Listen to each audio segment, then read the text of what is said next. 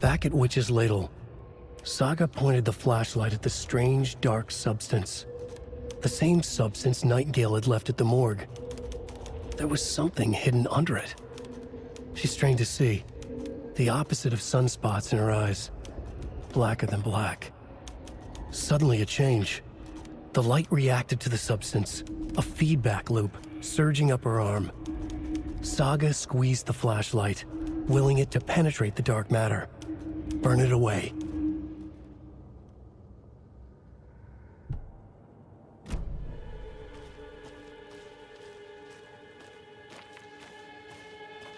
Another locked box.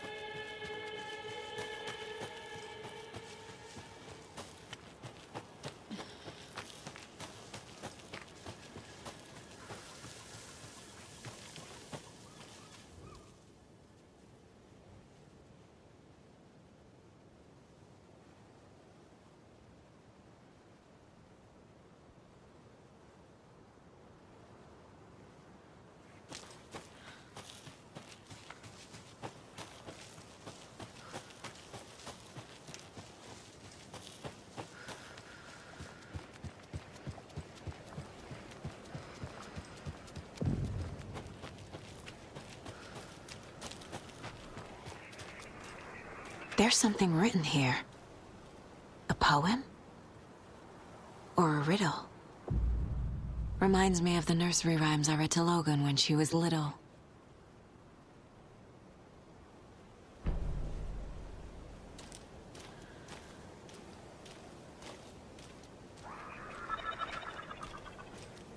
A little clothespin doll.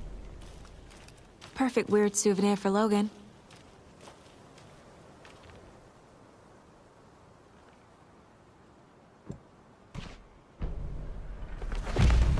Something feels different. I should look around. A charm. Cute. It'll go great on the bracelet Logan made for me. Huh. That was strange. Gotta keep an eye out for more of these rhymes. The Cauldron Lake General Store!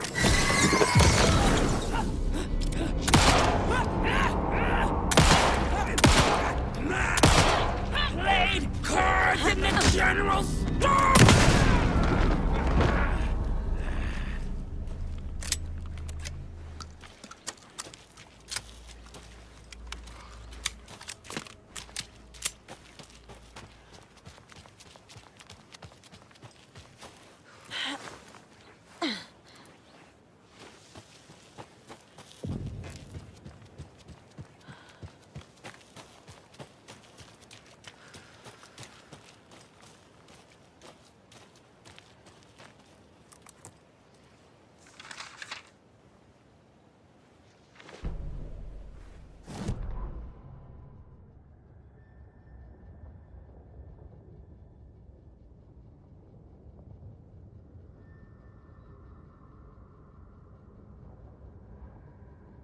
An overlap of the dark place needed a push from both directions to manifest itself.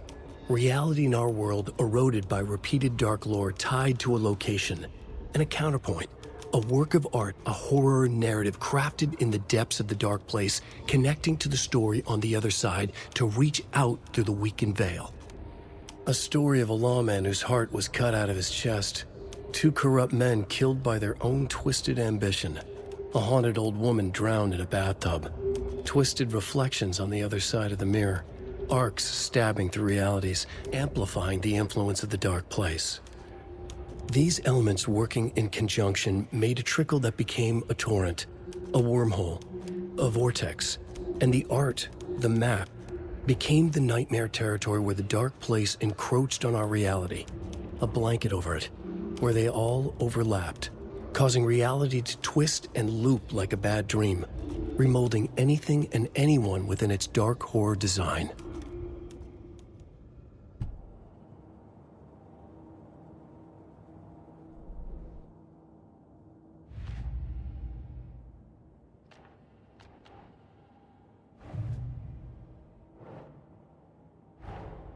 Creepy dolls, mysterious rhymes. No weirder than anything else going on, I guess.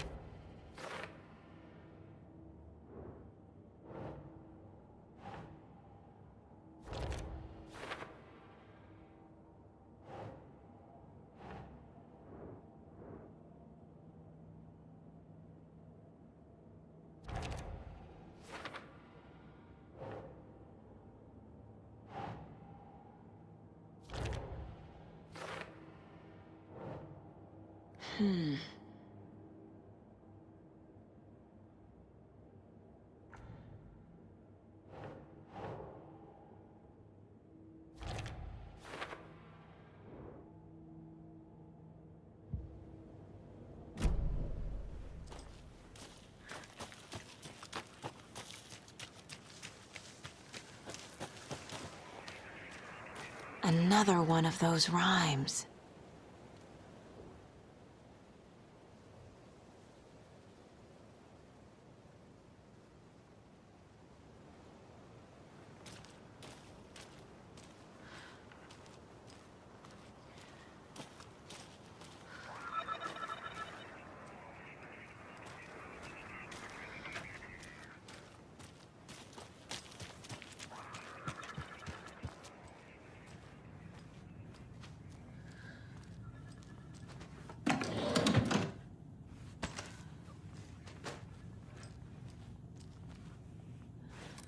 You were a handsome dear.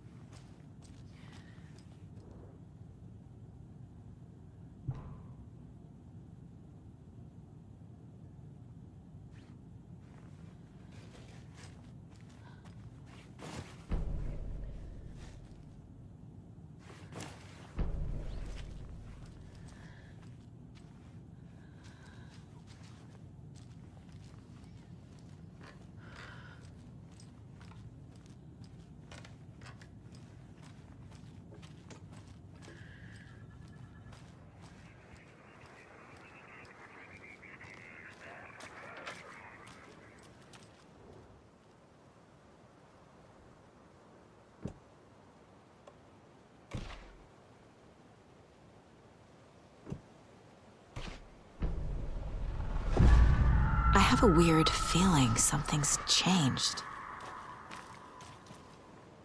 What is this? What the hell?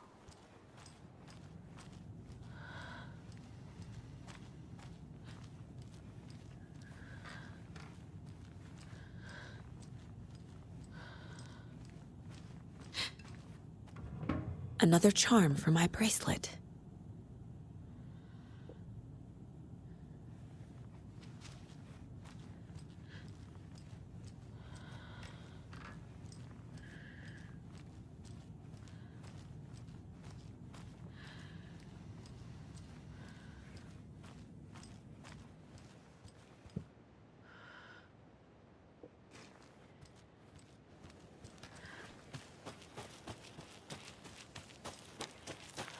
We've reached the car, Anderson. How's it going down there? I think I'm done here.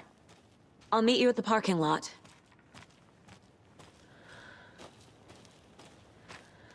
More of those kids' lunchboxes.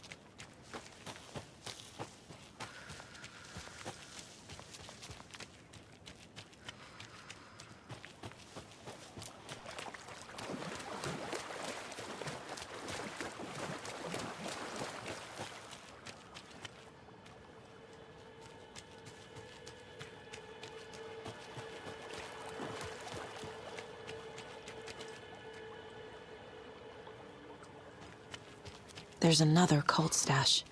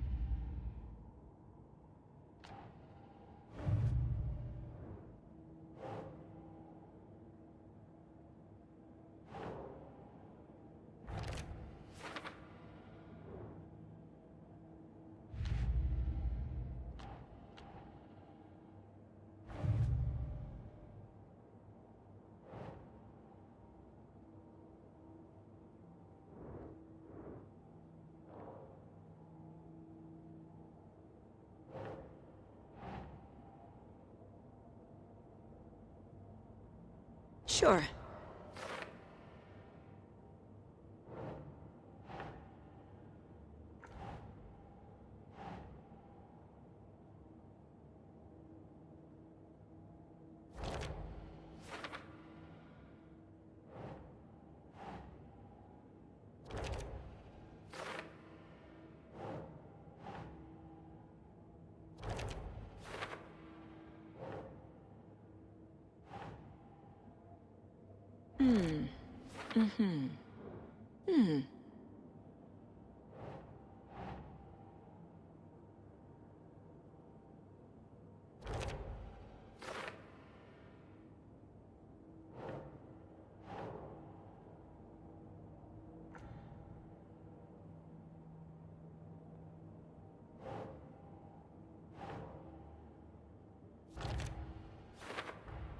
The FBC is definitely playing with things they don't fully understand. And that always goes well.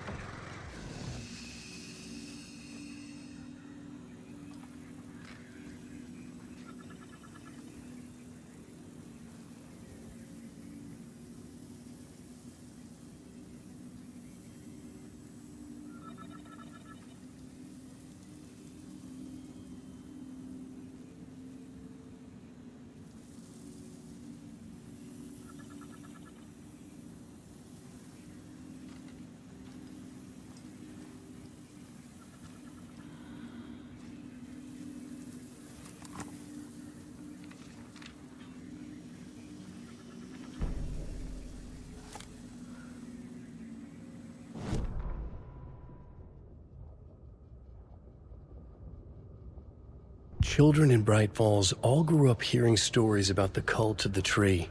Feral maniacs living in the woods.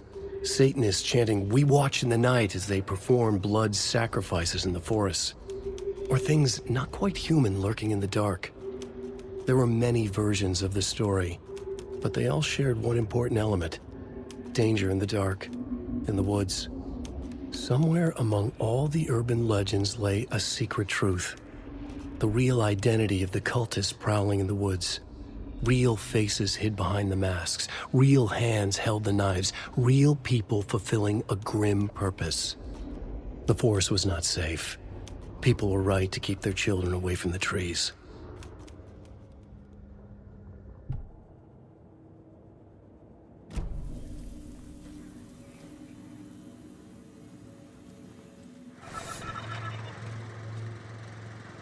There's a rhyme over here.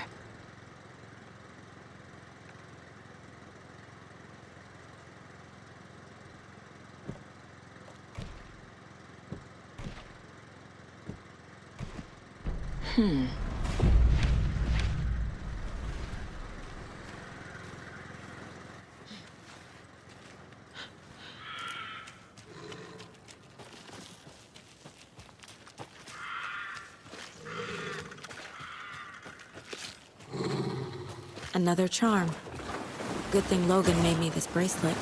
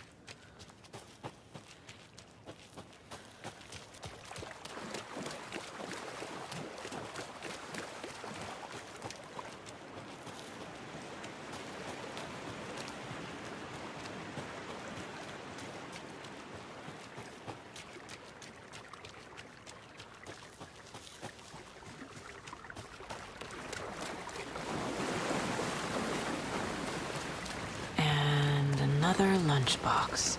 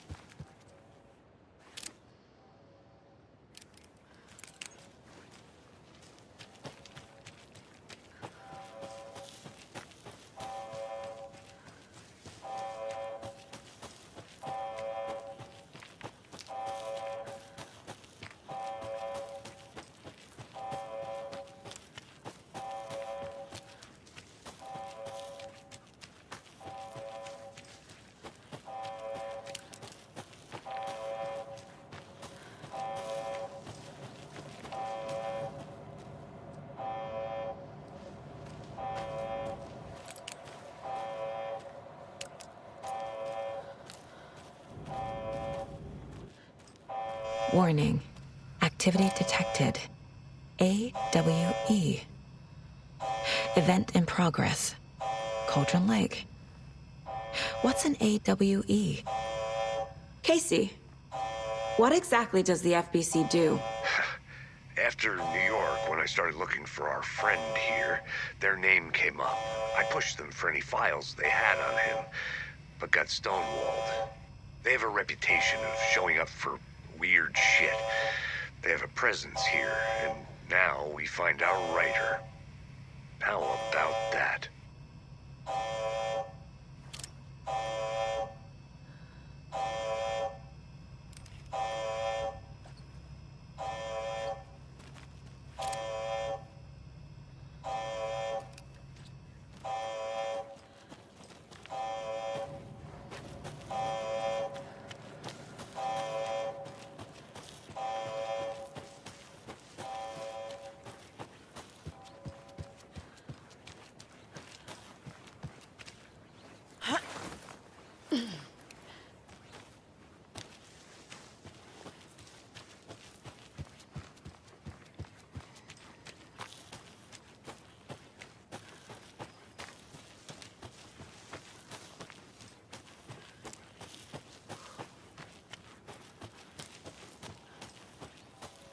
You ready to go?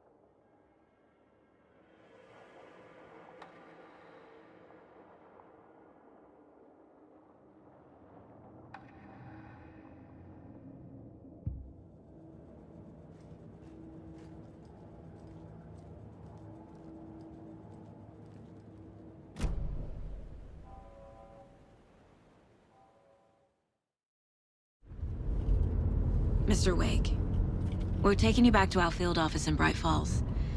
You can freshen up there, and then we'll talk properly.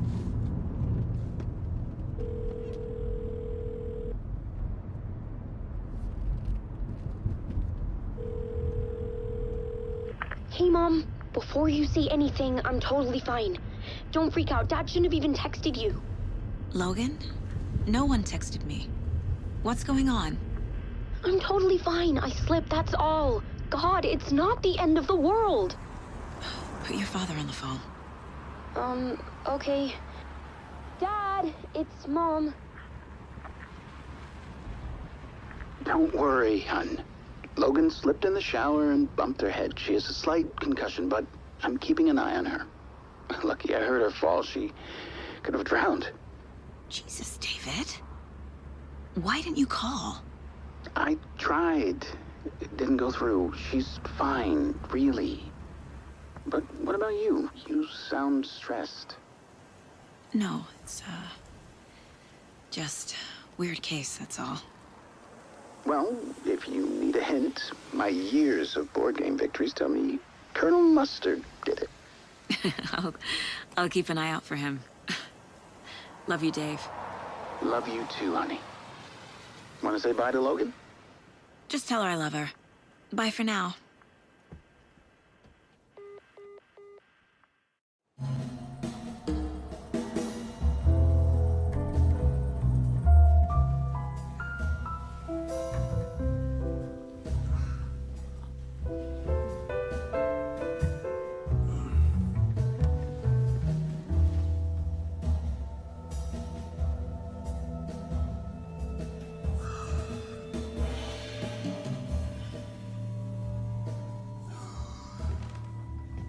Is there anyone you'd like us to reach out to, Mr. Wake?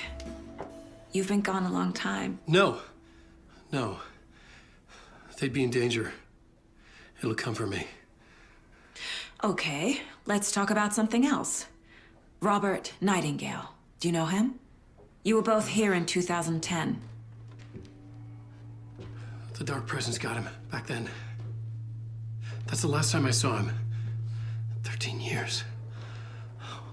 Fuck me. Tell us about the pages. You had what looks like a title page with you. Return. Is this the name of the story on these pages? The writer's name has been scratched out pretty violently, but your name can still be made out underneath. Scratched out. Yeah. Scratch.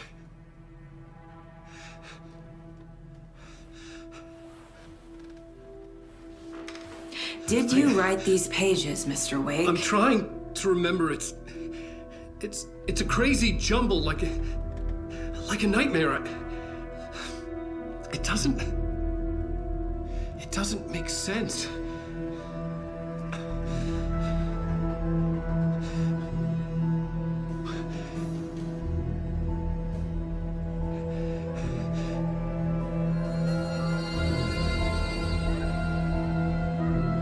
I remember.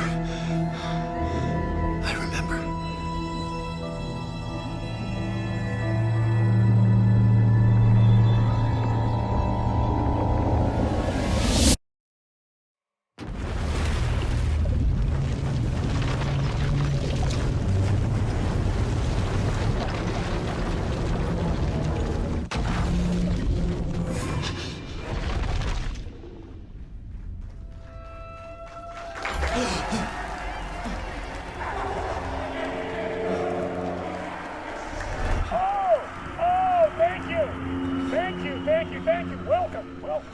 We have a great show for you here tonight. Alan Weyk is here. Alan Weyk, one of my all-time favorite writers and guests on the show. He's here to talk about his latest book. And as usual, our house band, the old gods of Asgard, is here. Take it away, you crazy Vikings! Was I on a talk show tonight? Waking up in places with no memory of how I'd gotten there. It was out of control. I didn't need another mugshot in the fucking tabloids. Had I already done the show? Was that a recording?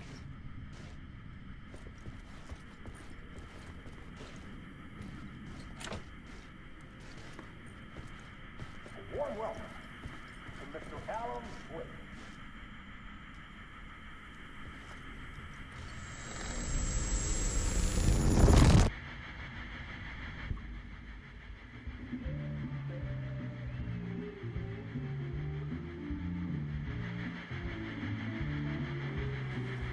Please give a warm welcome to Mr. Alan Weyk. Oh! Alan! Good to see you, Alan. Great to see you. Welcome back to the show. Come on, sit down, sit down. Woo! Oh, man. It is so good to see you, Alan. This must be an exciting time for you. Tell me, does it ever get old? Sorry, does what get old? Publishing a new book. Are you okay there, my friend? You look like you've been cooped up in the writer's room for a few too many years. This is exactly how I feel.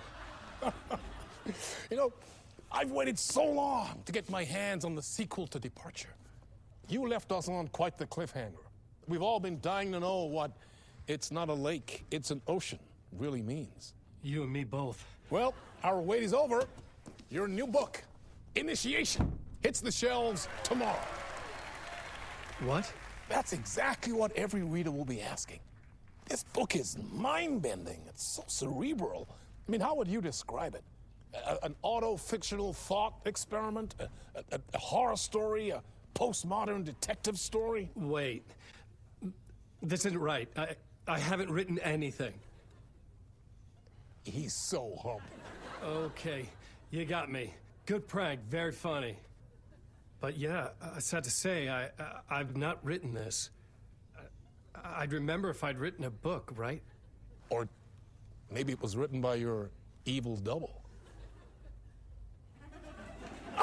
Well played, man! That is spot on! Playing the role here.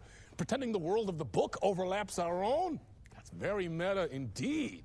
You see, Initiation tells the story of a fictional writer named Alan Weyk, who is trapped in a nightmare, desperately trying to find the manuscript of a novel he has forgotten he has written.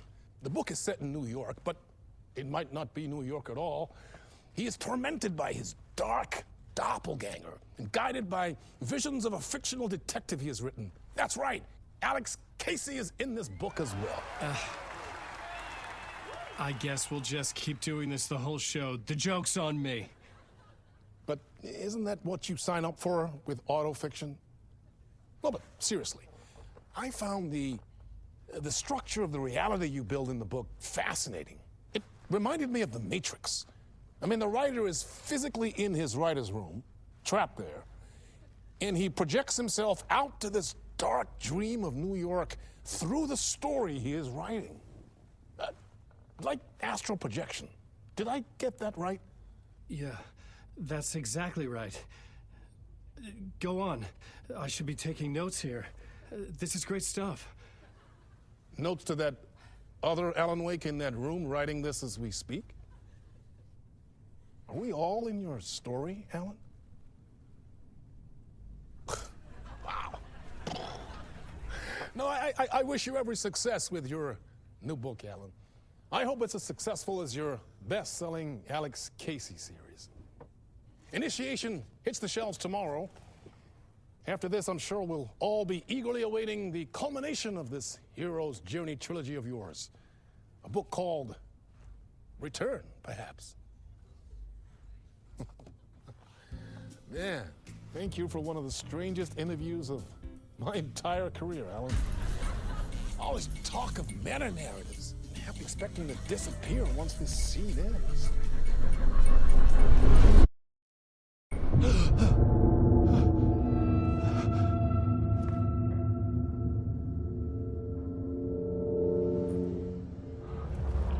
Hello? I'm losing it. Something's not right here. I needed to get home. To Alice.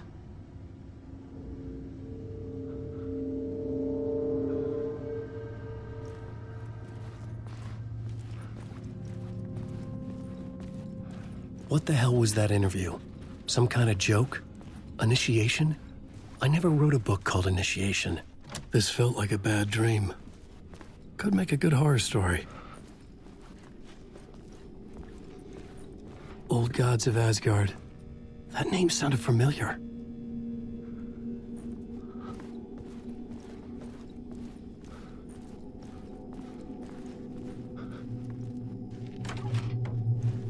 I was a mess. I'd never heard of this talk show or Mr. Door before. None of it felt right. Was I losing my mind?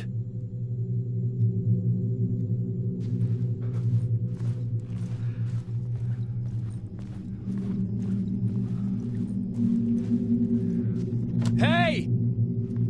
I think I've been locked in! Anybody? Fuck. Now I have to find the code myself. Great.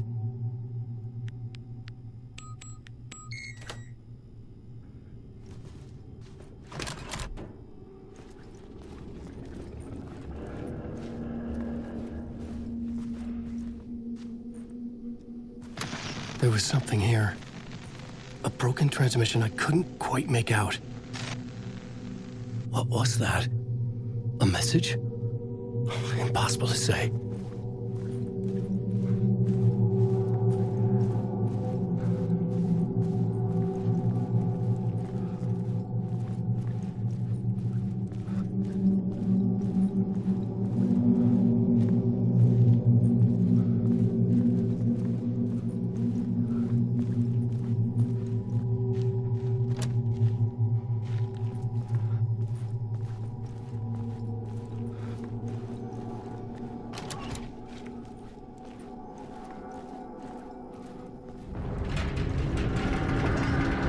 There was something in the studio with me. I had to get out.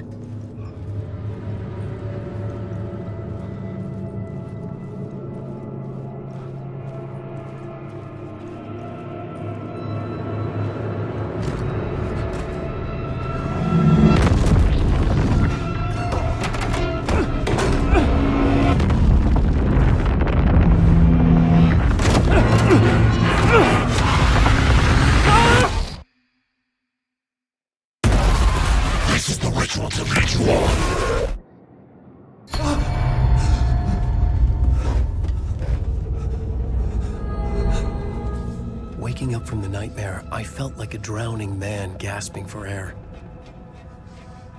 This place felt familiar. A ghost of a memory surfaced, about riding here for countless days.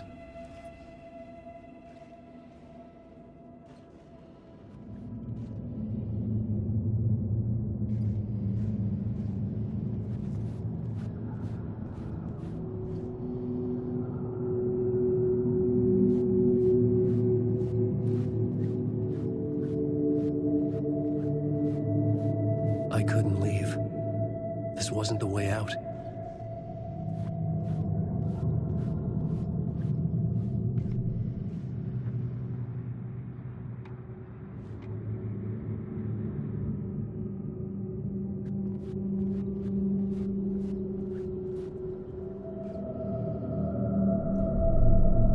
A plot board for mapping out a story. On the index cards, the nightmare that just happened to me. A summary of the story so far, but other notes as well. Warnings. I had written them. I couldn't remember what it all meant. The name Scratch filled me with dread. I could trust these words. I had to act on them. You must write to escape.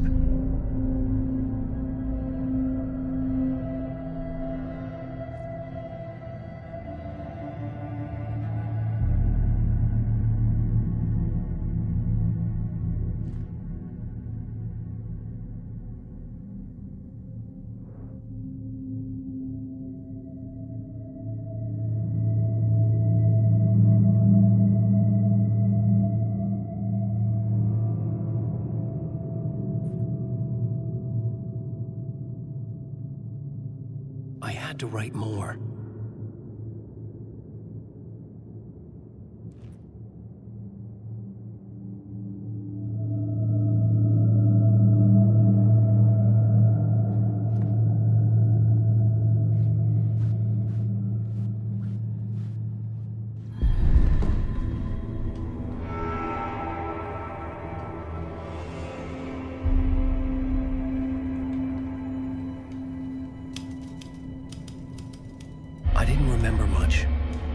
But I knew my thoughts and ideas could manifest as reality in this dark place.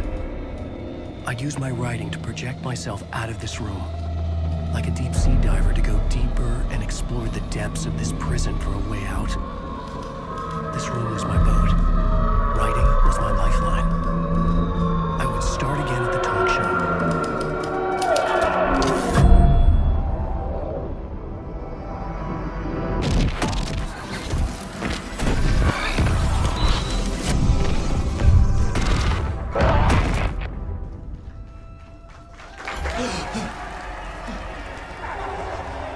Welcome back! Thank you! Oh, you're too kind. Welcome back. We have a great show for you here tonight. A real treat for all you Alex Casey fans out there. Alex Casey himself is here tonight. That's right. Sam Lake, ladies and gentlemen. The actor who has given his face to the famous detective in the film series. And of course, we have Alan Weyk here, the best-selling writer of the books the films are based on. Let's do this!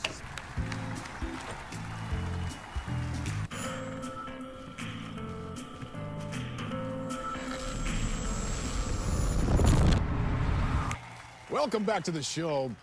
So, Alan, as the creator of the character, how do you feel about this? Sorry, what? I know it can be an awkward question with the man sitting right next to you, but I mean, how do you feel about him in the role of Casey? Does he look the part to you? He looks exactly like I always imagined Casey to be. It's uncanny. Thank you. That means so much to me. I'm a huge fan of your books. So, what's the problem, Alan? Because on more than one occasion, you voiced your reservations about the adaptations. It's not that. They're their own thing. They've gone with choices that are different from mine. I feel protective about my stories, and these adaptations... I don't know. I guess I just wish I could have been more involved in making them. Well, in that case, you won't have seen this either. We have a clip from the new film, Murder Case Casey. Should we roll it, or do you want to say something first, Sam? Nah, just roll it.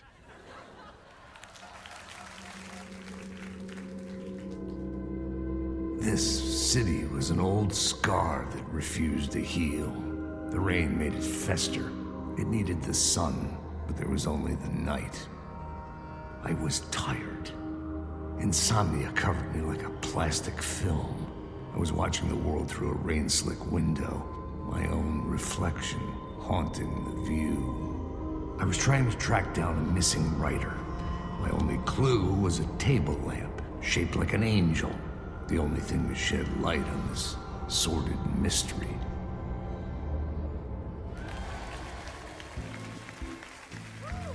That's great! Murder Case Casey! Great job, Sam. Very exciting and very meta. I'm looking forward to seeing more. Wait, stop. What was that about a writer? About a lamp?